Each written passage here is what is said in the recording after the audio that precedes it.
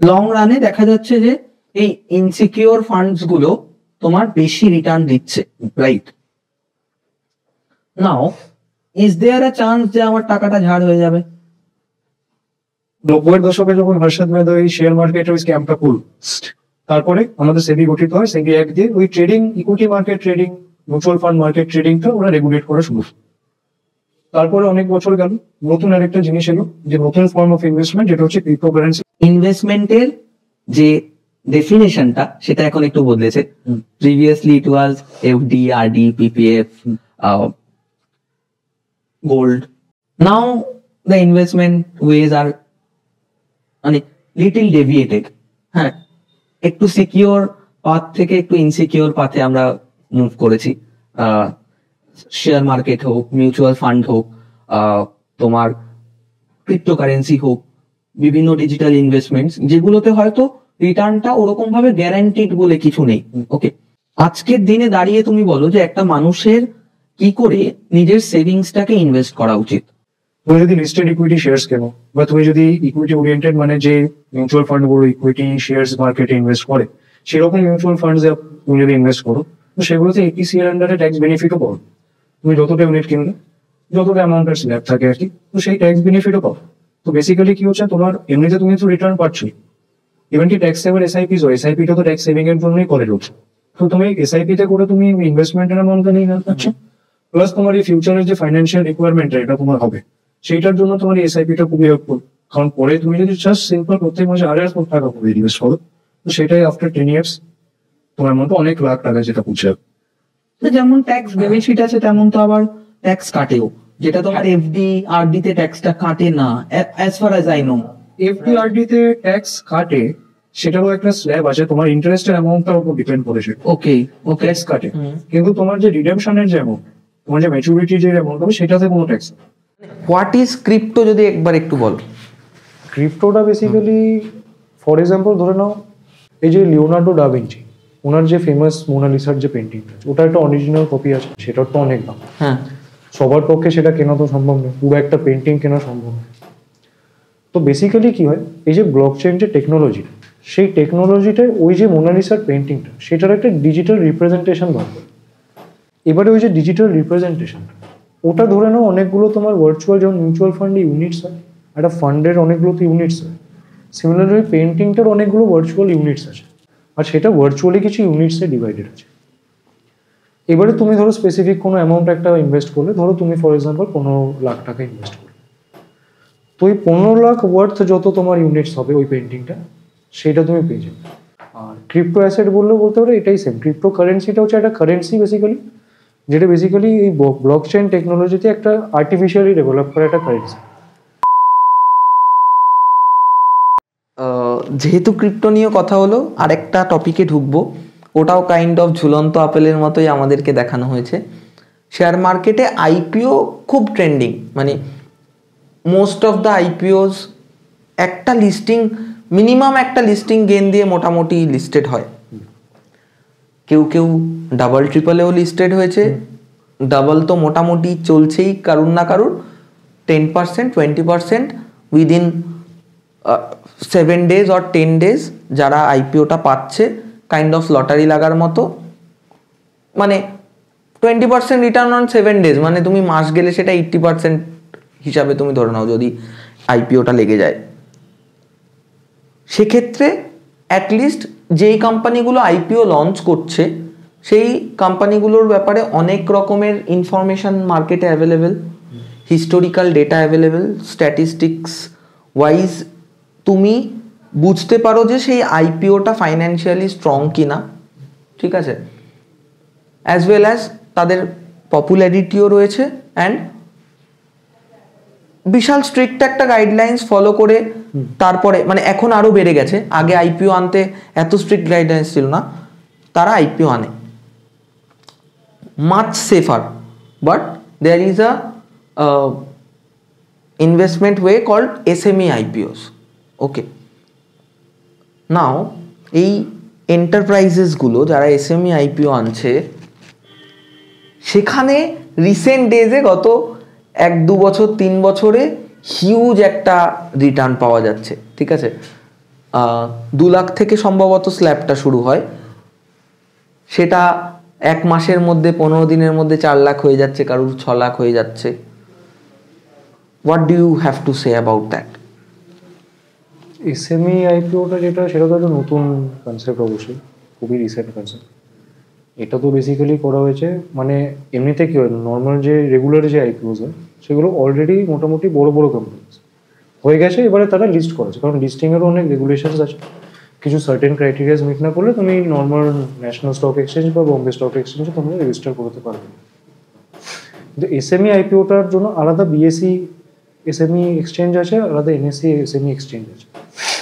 তো সেটাতে কি হয়, যেটা আগে কি ছিল, এই লিস্টিং করাটা কি, আগে যখন আনলিস্টেড ছিল তখন শুধু নিজেরাই যারা শেয়ার হোল্ডার্স ছিল তাদের থেকে শুধু ফান্ডিং পেত কোম্পানিটা, আর সেটা দিয়ে ওরা কাজ করতো। কিন্তু যেই লিস্টেড হয়ে গেল তো সেটা মাস পাবলিকের কাছে ওপেন, কারেক্ট। তো মাস পাবলিকের থেকে ও ফান্ডস পাবে, তো আরও বেশি ওর কাছে ক্যাশ অপশনস থাকবে to invest and develop and grow. তো সেম ফান্ডাটাও তোমার এসএমইর ক্ষেত্রে আরও ইম্পর্টেন্ট, কারণ আমাদের ইন্ডিয়া, তুমি যদি বাজেট খেয়াল করে থাকো লাস্ট কয়েক বছরের, মাইক্রো মিডিয়াম আর স্মল এন্টারপ্রাইজেসের ডেভেলপমেন্ট আর গ্রোথের জন্য খুব ফোকাস করছে অনেক কিছু, গভর্নমেন্ট, মানে ফান্ড অ্যালোকেশনস থেকে শুরু করে ইনসেন্টিভস থেকে শুরু করে নানা রকম অনেক বিজনেস লোনস করা হচ্ছে।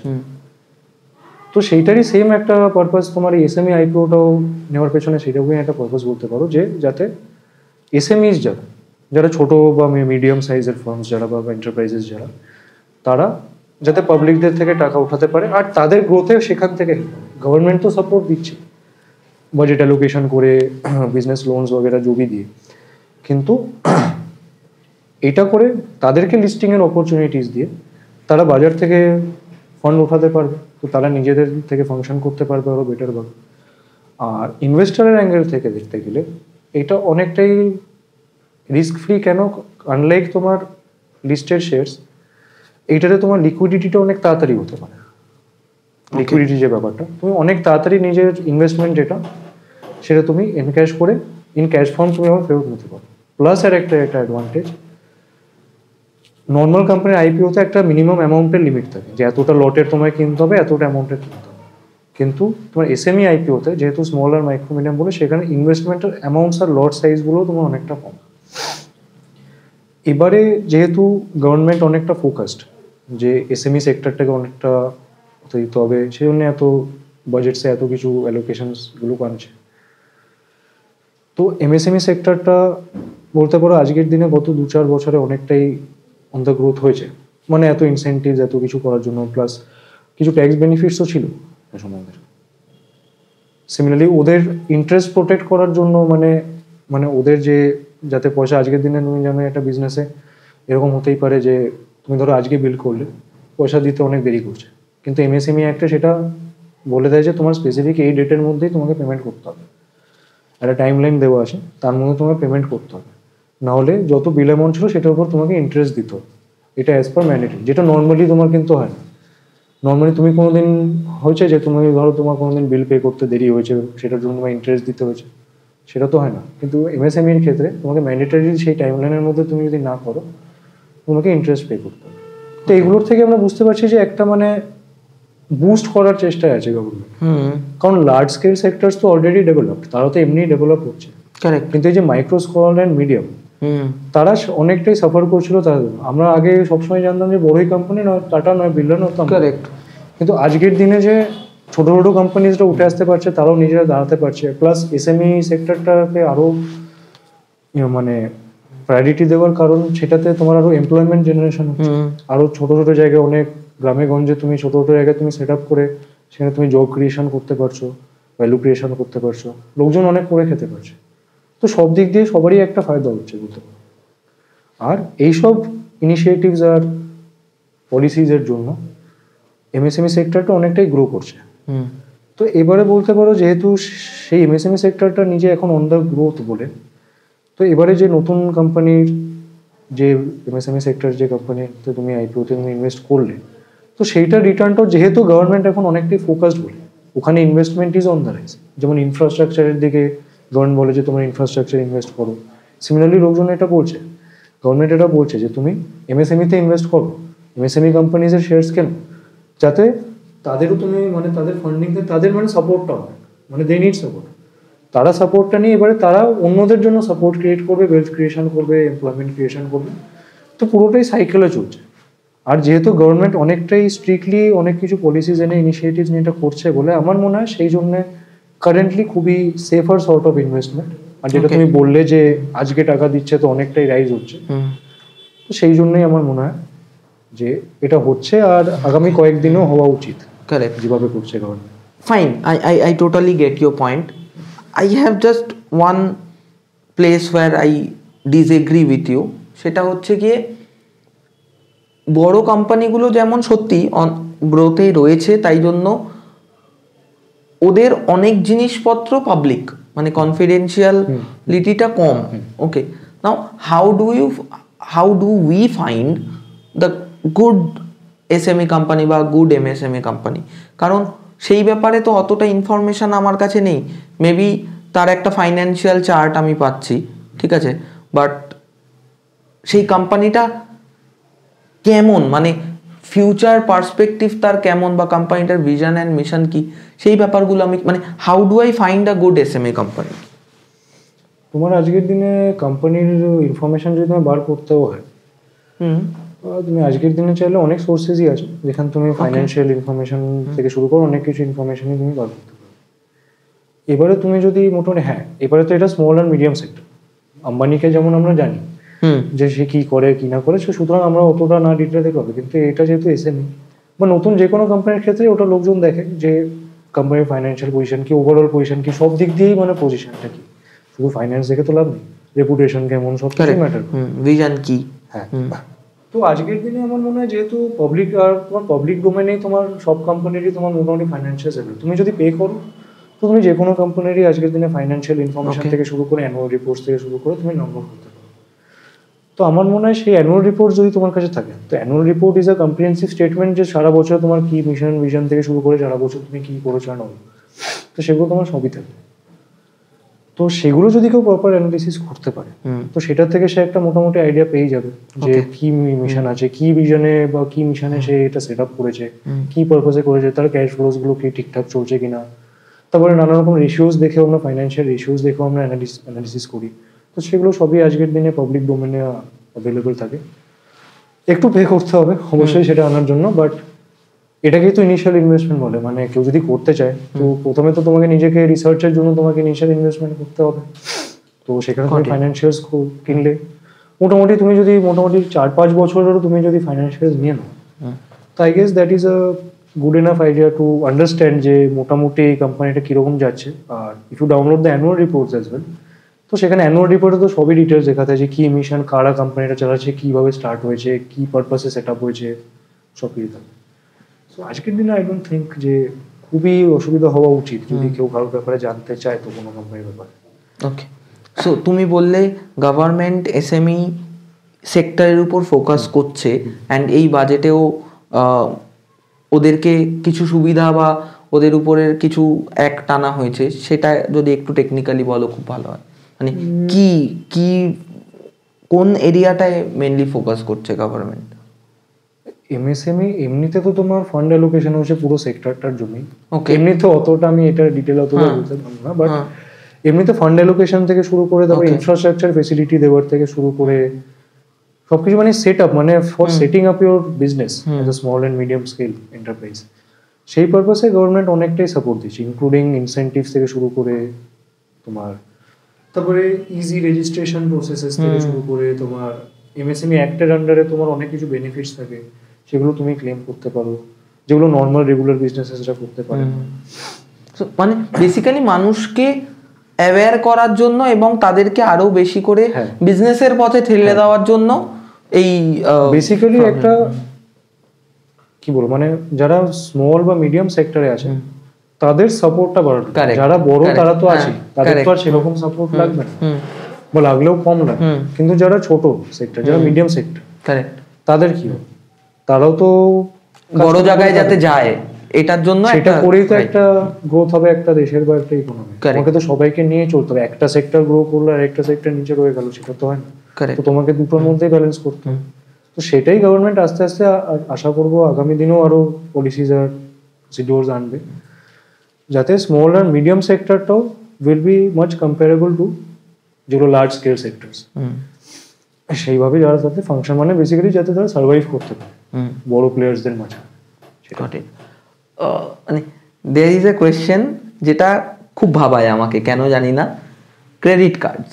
ওকে, so how do you see that? মানে is it a good option to have a credit card? Is it actually destroying our life? It is a burning problem or not? How do you say it? দেখতে গেলে credit কার্ডের যে কনসেপ্টটা আমার নিজের কাছেও আছে, বাট আমি অ্যাক্টিভেট করাইনি ওই কারণেই, যেটা আমি বলবো। ওকে, আমার না, আমি যখন অ্যাক্টিভেট করা হইনি তখন আমার প্রশ্ন, এত অফার্স, নো কস্ট ইএমআইস, তারপর তোমার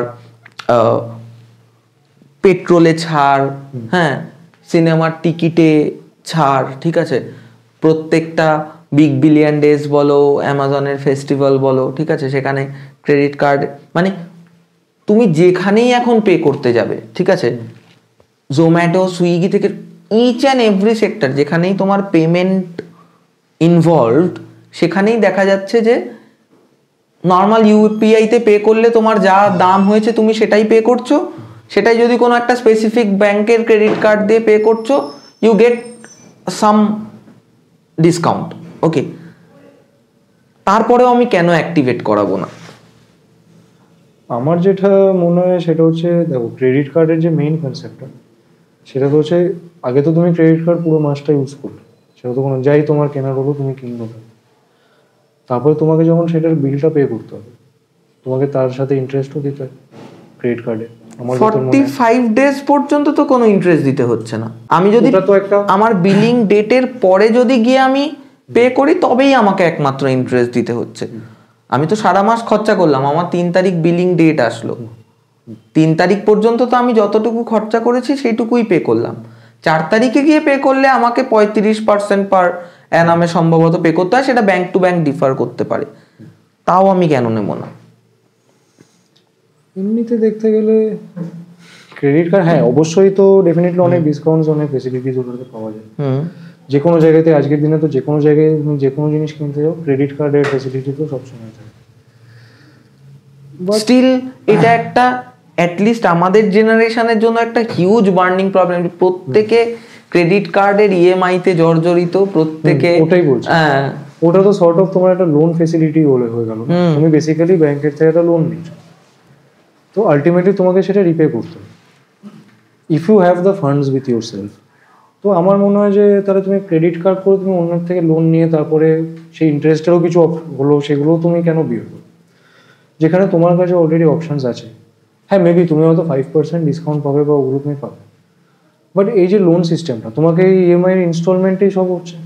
যত তুমি নিজেই বললে যে সবাই আজকের দিনে অবস্থা খারাপ ইএমআই সিস্টেমটা, তো এই ইএমআই সিস্টেমটার থেকে বেরোনোর জন্য আমার মনে হয় এত যে স্ট্রিক্ট সেই ব্যাংকের নিয়ম ফলো করতে হবে।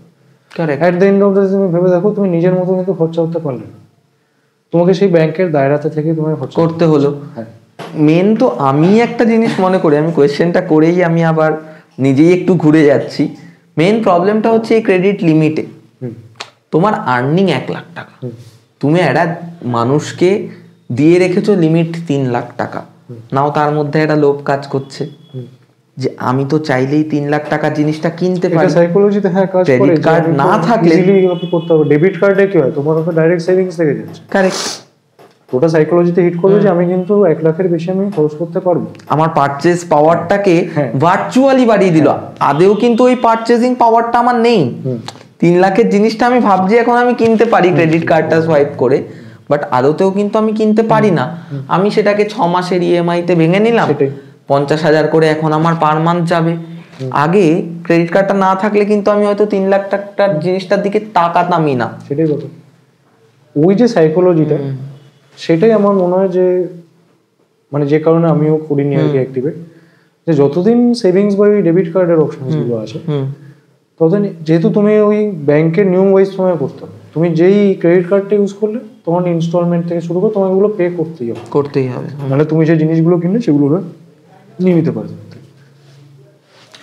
তো মেক্স সেন্স। এত স্ট্রিনজেন্সি করে বেঁচে তো লাভ নেই। তার থেকে আমার যদি নিজের ক্ষমতা থাকে না হয় 5% ডিসকাউন্ট পেলাম, কিন্তু তারপরে যে এত লোকজন জর্জরিত হচ্ছে সেটা কি হলো? 5% ডিসকাউন্টটাই ওয়ার্থ ইট হলো? তার থেকে আমার 5% ডিসকাউন্ট যদি 500 টাকার এক্সট্রা হলো, সেটা গুড এনাফ। গ্রেট। সো বেশি ইলংগেট করব না ভিডিওটাকে, মানুষের অ্যাটেনশন স্প্যান খুব কম, বাট আমরা আজকে এই টপিকগুলো নিয়ে ডিসকাস করছি because our budget has released 2025, ওকে।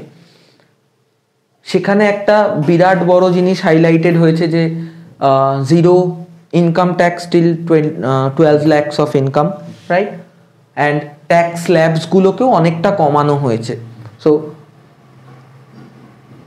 সেই একটা মেন কারণের জন্য মানে এই বাজেটটাকে একটা রেভলিউশনারি বাজেট বলা হচ্ছে, যে best budget till date and all, okay. মানে if you don't consider this, এই ইনকাম ট্যাক্সের স্ল্যাবটাকে যদি তুমি কনসিডার না করো, সেই কনসিডারেশনটা বাদ দিয়ে তোমার এই বাজেটটার প্রতি কি ওভারভিউ যদি আমাদেরকে একটু জানাও। অ্যান্ড এটুকুই যথেষ্ট, মানে বাজেটটার প্রতি কি তোমার অ্যানালিসিস? এমনিতে তো এই বাজেটটা দেখতে গেলে মানে বেসিক্যালি আমি যা আইডেন্টিফাই করতে হচ্ছে, তারপরেও যা ইস্যুস হচ্ছে সেটার বেসিসে আমি যা বুঝতে পারছি, সে হচ্ছে গভর্নমেন্ট চাইছে যে মানুষের হাতে আরও ক্যাশ থাকুক, কনজামশন পাওয়ারটা মানুষের কাছে বাড়ুক আরও, রাদার দ্যান তুমি এই যে ট্যাক্সেসের খরচা করছো বা এগুলো করছো, সেটার বেনিফিট তোমাকে দিচ্ছে যে তুমি নিজের কাছে ক্যাশটা রাখো, নিজের সেভিংস বাড়াও, ইনভেস্ট করো, মানে পুরোটাই একটা সাইকেলে চলছে। তুমি এই খাতে না দিয়ে নিজের কাছে কনজামশন পাওয়ারটা বাড়ো, নিজের সেভিংস বাড়াও, আর তুমি সেটাকে ইনভেস্ট করো। এই যেমন ফর এক্সাম্পল তুমি দেখো, এই যে আজকে ব্যাংক তোমার রিপো রেটটা কেটে দিল, আরবিআই তোমার রিপো রেট কেটে দিল। তো রিপো রেট কেটে দেওয়াতে কি হলো, আজকে যে কোনো কমার্শিয়াল ব্যাংক যে তোমার আরবিআই থেকে যে লোন নেয়, সেটা ওরা কম রেটে নেবে, ঠিক আছে? তো এবারে একটা দিকে তোমার অ্যাডভান্টেজ কি হচ্ছে, যেহেতু কমার্শিয়াল ব্যাংকরা আরবিআই থেকে লোন কম রেটে নিচ্ছে, এবারে আমরাও লোন অনেক কম রেটে পাবো। যারা ধরো গাড়ি কিনতে চায় বা বাড়ি কিনতে চায়, তোমার সেই সবগুলো অনেক কম দামে হচ্ছে। তো এটাও দেখতে পারো, তোমার একটা পার্সেন্টেজ খরচা তো তোমার কম হচ্ছে, কারেক্ট, যেহেতু রিপো রেটটা কাটলো বলে।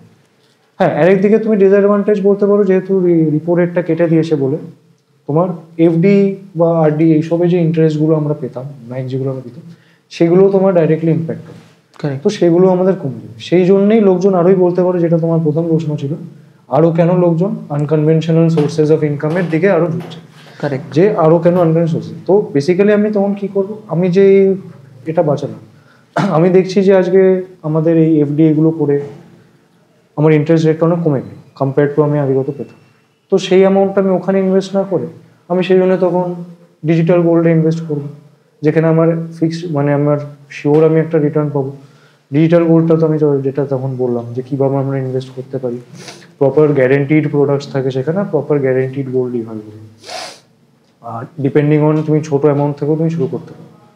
ওটাই তো, মানুষের কাছে ক্যাশ আছে, সেখানেও তোমাকে বলছে যে তুমি তোমার মতো তুমি 100 টাকা দিয়ে শুরু করো, তুমি 500 টাকা দিয়ে শুরু করো, তুমি এসআইপি করো 1000 টাকা, ক্যাশ রাখো, কনজামশন পাওয়ারটা পারো। তো গভর্নমেন্টের আমার যেটা ফোকাস এখন যেটা মনে হয়, যে ওরা চাইছে জনসাধারণ আর স্পেসিফিক্যালি মধ্যবিত্ত লোকেদের কাছে তাদের কনজামশন পাওয়ারটা বাড়ুক, তারা ক্যাশ ইউটিলাইজ করতে পারুক, ইনভেস্টমেন্টস করুক, মেইনলি ইনভেস্টমেন্ট করুক, স্পেশালাইজ সেক্টরে ইনভেস্ট করুক, যেমন এসএমইজে করুক, ইনফ্রাস্ট্রাকচারে করুক, গোল্ডে করুক, ক্রিপ্টোতে করুক, কোনো অসুবিধা নেই। করে ওয়েলথ ক্রিয়েশন যেটাকে বলে, মানে ওয়েলথটাকে ইরোড না করে, এই ট্যাক্সের খাতে, স্ট্যাটুটারি এসব পেমেন্টসের খাতিরে ইরোড না করে একটা ওয়েলথ ক্রিয়েশন করলে যাতে মানুষ নিজের খাতে সেটাকে ইউজ করতে পারে, ইনভেস্ট করে হোক, সেভিংস করে হোক। তাতে কী হবে, তুমি ইনভেস্টমেন্ট করে তুমি নিজের লাইফটাকেও গ্যারেন্টিড করলে। তুমি সেটাই তো বলছিলাম, এসআইপি করে তুমি 10 বছর 20 বছর ধরে করো, সেটা তোমাকে রিটায়ারমেন্টে বেনিফিট দেবে। বা তুমি যেদিকেই তুমি ইনভেস্ট করতে চাও, যাই ইনভেস্টমেন্টই করো, সেগুলো আলটিমেটলি তোমারই থাকবে। আর at the end of the day তোমার অ্যাজ এ রিটায়ারমেন্টের পরে ফান্ড বিষয়টা তো নিজের হাতে থাকাটা খুবই ইম্পর্টেন্ট। তো সেই পারপাসেও দেখতে গেলে হতে পারো গভর্নমেন্টের এখন ফোকাস এটাই, যে ক্যাশ থাকুক মানুষের কাছে। তো সেই অ্যাঙ্গেল থেকে দেখতে গেলে ওভারঅল যা বাজেটটা ছিল, সেটা মধ্যবিত্তদের ক্ষেত্রে স্পেসিফিক্যালি অনেকটাই কার্যকরী আর খুবই ভালো বলতে পারো। আর এরকমই আরো কিছু মানে ইকোনমিক যদি রিফর্মস আনতে পারে এরকমই, যাতে মধ্যবিত্তের স্পেসিফিক্যালি বা এই স্মল আর মিডিয়াম সেক্টর মানুষদের ক্ষেত্রে বলছি, মধ্যবিত্ত আর সেক্টর বলছি যারা স্মল মিডিয়াম সেক্টর যারা আছে তাদের ক্ষেত্রে যদি আরো এরকম ডেভেলপমেন্ট হতে পারে, তো আই গেস ইন্ডিয়ার অবস্থা মানে ইকোনমিক্যাল দিক থেকে অনেকটাই আরো better. Okay, one last question, which reforms are needed? Which reforms বলতে তোমার এই মনিটারি রিফর্মসগুলো তো অবশ্যই দরকার, যেমন এই ট্যাক্সে তোমার স্ল্যাবগুলো বাড়িয়ে দেওয়া, রিবেটের অ্যামাউন্টগুলো বাড়িয়ে দেওয়া, ট্যাক্সের রেটগুলো কমিয়ে দেওয়া, সেগুলো তোমার যেমন একটা সর্ট অফ রিফর্ম। তারপরে আজকের দিনে তুমি দেখো ইলেকট্রিক ভেহিকলস কিনতে গভর্নমেন্ট মানে মোটিভেশন দিচ্ছে যে তোমরা কেন, সেটার জন্য আমাদের গভর্নমেন্ট অফ ইন্ডিয়া অনেক পলিসিসও বার করছে যে তুমি যদি 2 হুইলার্স 3 হুইলার্স বাসেস বা 4 হুইলার্সও কেনো তো অনেক ইনসেন্টিভস পাওয়া যায়। তারপরে আমাদের স্টেট গভর্নমেন্ট যেটা তারা চেষ্টা করছে, অনেক জায়গাতেই তুমি দেখে দেখেছো এখন ইলেকট্রিক চার্জিং স্টেশন অনেক জায়গাতেই বসে গেছে। তো এগুলো ওই মানে গভর্নমেন্ট অফ ইন্ডিয়া যে গাইডলাইন্সটা ইস্যু করেছিল যে পলিসিটা, সেটার আন্ডারেই স্টেট গভর্নমেন্টসরাও কাজ করছে। যেমন আমাদের ওয়েস্ট বেঙ্গলে গভর্নমেন্ট ডিসাইড করেছে যে কলকাতা, আসানসোল, দার্জিলিং আর হাওড়া এই 4টে যে শহর আছে, এই 4টে শহরকে মডেল ইলেকট্রিক ভেহিকল সিটিজ বানানো হবে, যে সেখানে মানে প্রপার ডেভেলপমেন্ট, যেমন টেকনোলজি পার্কস আমরা জানি বা ওরকম, সেরকম মডেল সিটিজ বানানো হবে এই 4টে। সিমিলারলি ইলেকট্রিক ভেহিকলস কিনলে তোমার অনেক ইনসেন্টিভস পাওয়া যায়। তুমি ব্যাংকের থেকে লোন নিয়ে যদি তুমি ইলেকট্রিক ভেহিকলস কেনো তো সেখানে তুমি ট্যাক্সে বেনিফিট পাবে। তো এটা আমি শুধু বলছি ইলেকট্রিক ভেহিকলসের দিক থেকে। এছাড়াও তোমার আর বলতে পারো, যেমন তোমার এই রিপো রেটটা কাট করে দিই, তো এটাতে কি হবে, আজকে কোনো জনসাধারণ যে রেটে তোমার ব্যাংকে গিয়ে লোন নিত তার থেকে অনেক কম দামে সে কম্পারেটিভলি অনেক দামে সে নিতে পারে। তো এরকমই মনিটারি পলিসিসে মানে যতটা মানে জনসাধারণের ভালো করা যায়। আর আই থিঙ্ক ট্যাক্স এরকম রিলিফস দিয়ে নতুন নতুন জিনিসকে প্রমোট করে যে হ্যাঁ তোমরা যদি এগুলোতে ইনভেস্ট করো তো সেইটার এগেনস্টে যা তোমার ইনকাম হবে সেগুলো তোমার নিয়ে যাবে। তো এটাতে আমার কি মনে হয়, তোমার এটাতে ট্যাক্স সেভিংস তো অবশ্যই অনেকটা হবে। আর ট্যাক্স সেভিংস মানে তোমার real savings at the end of the day. আর সেটা থেকে তোমার অ্যাকুমুলেটেড পাওয়ার হলো তোমার কনজাম্পশনের, আর সেটা দিয়ে তুমি নিজের মতো ফ্রিলি তুমি আবার ইনভেস্ট করতে পারবে, রাদার দ্যান তুমি গভর্নমেন্টের খাতে এরকম টাকা দিয়ে নানা স্ট্যাটুটারি ডিউজ পে করতে করতে হয়রান না হয়ে তুমি কমই দাও, বাট ইনভেস্ট করো। ইউ নিড টু ইনভেস্ট করো যাতে দেশেরও ইমপ্রুভমেন্ট হয়। ডিফারেন্ট সেক্টর যেমন ইলেকট্রিক ভেহিকলস আজকের দিনে অন দ্য রাইজ, ইন্ডিয়াতে খুব একটা ইলেকট্রিক ভেহিকলসের বেস এখনো তৈরি হয়নি। তো সেই জিনিসটাকে অ্যাকচুয়ালি অনেকটাই প্রমোট করার চেষ্টায় আছে গভর্নমেন্ট। যেমন বলছিলাম যে ওয়েস্ট বেঙ্গলে আরেকটাও জিনিস আসছে যে প্রত্যেকটা 8টা ইলেকট্রিক ভেহিকলসের এগেনস্টে একটা চার্জিং স্টেশন থাকবে, ওরা এটা সেট করার চেষ্টা করছে। তো এরকম নানা রকম পলিসিস আসছে, মনিটারি পলিসিস আসছে, রিপো রেটেডটা বললাম। তো এরকম পলিসিস যদি ওরা মেনটেন রাখতে পারে তো আমার মনে হয় Okay. জনসাধারণের খাতে Overall, this budget can be called as the beginning of this journey. হ্যাঁ, এই বাজেটটাও বলতে পারো। আরেকটা বলতে পারো আগের বারের বাজেটটা থেকে আমার মোটামুটি বলতে পারো শুরু হয়েছে। ওকে, যেখানে তোমার অনেক ক্যাপিটাল গেনের তোমার ট্যাক্সের রেট ফেট অনেক কমিয়ে দেওয়া হয়েছে, যে তুমি তোমার হোল্ডিং পিরিয়ড গুলো নিয়ে অনেক কিছু করা হয়েছে, যে এত দিন করলে এটা হবে। তো আমি বলতে পারো যে গতবারের বাজেটটা থেকে যেটা স্টার্ট হয়েছে সেখান থেকেই অনেকটা মানে ডেভেলপ হওয়া, মানে টুয়ার্ডস জনসাধারণ, সেটা ফোকাসটা অনেকটাই চেঞ্জ হয়েছে। এই ফোকাসটা যদি আরো মেইনটেইন থাকে যে হ্যাঁ জনসাধারণ আরো কিসে ইনভেস্ট করতে পারে, যে হ্যাঁ ইনভেস্টমেন্ট সেক্টরসে আজকের দিনে অনেক ডাইভার্সিফাইড হয়েছে। তো মানুষ আজকে নিট ক্যাশের ট্যাক্সের খাতিরে ওই টাকাটা ওয়েস্ট না করে রাদার তুমি নিজের ওয়েলথ বানাও। কারেক্ট। তো সেইটা যতদিন প্রমোশনের মাইন্ডসেট নিয়ে গভর্নমেন্ট কভার করবে, তো ওটাতে কি হয়, তুমি নিজেরও ওয়েলথ বানালে আর তুমি যে সেক্টরে ইনভেস্ট করছো সেই সেক্টরেও উন্নতি হচ্ছে। তুমি ধরো ইনফ্রাস্ট্রাকচারে করলে বা তুমি এসএমইতে করলে বা যে সেক্টরেই করলে, তুমি যে সেক্টরে তোমার ট্রেডিং বেশি হবে, ইনভেস্টমেন্টস বেশি হবে, সেই সেক্টরটা আরও গ্রোথ বেশি হবে কম্পেয়ার টু যেখানে হচ্ছে না বা কম হচ্ছে। তো পুরোটাই একটা সাইক্লিক্যাল চেইনে আছে আমরা বুঝতে পারি। তো গভর্নমেন্ট যতদিন এই ফোকাসে কাজ করতে হবে যে হ্যাঁ আমাদের টাকাটা অতটা না দিলেও হবে, বাট তোমরা ইনভেস্টমেন্ট করো সেই খাতে তোমরা করো যাতে দেশের ইমপ্রুভমেন্টটা হয়, নিজেরও ওয়েলথ ক্রিয়েশন হবে, নিজেরও লাইফ সিকিউর হবে, আর ইন্ডিয়ার ইকোনমির গ্রোথের দিকেও তুমি কন্ট্রিবিউশন করছো। ততদিন থাকলে এই পলিসিস মেনটেন থাকলে আই গেস সব কটা বাজেটই ঠিক হবে। Great. Thank you so much for all the detailed explanation. Like প্রত্যেকটা টপিকের আমরা অনেক ডিপে গিয়ে কথা বলেছি, প্রত্যেকটা অ্যাসপেক্ট বোঝার চেষ্টা করেছি। That is what I like the most in this podcast. So পডকাস্টে এই কারণেই যাতে অনেকটা পরিসর ধরে আলোচনা করা যায়, আদারওয়াইজ সব কটা টপিক এরকম ছুঁয়ে ছুঁয়ে বেরিয়ে গেলে আলটিমেটলি কোনোটাই ঠিক মতো হয় না। So thank you so much পুরো অ্যাসপেক্টটাকে ওভারঅল একটা দৃষ্টিভঙ্গি দিয়ে বোঝানোর জন্য। সো আজকে শেষ করছি। সো দেখা হবে নেক্সট ভিডিওতে।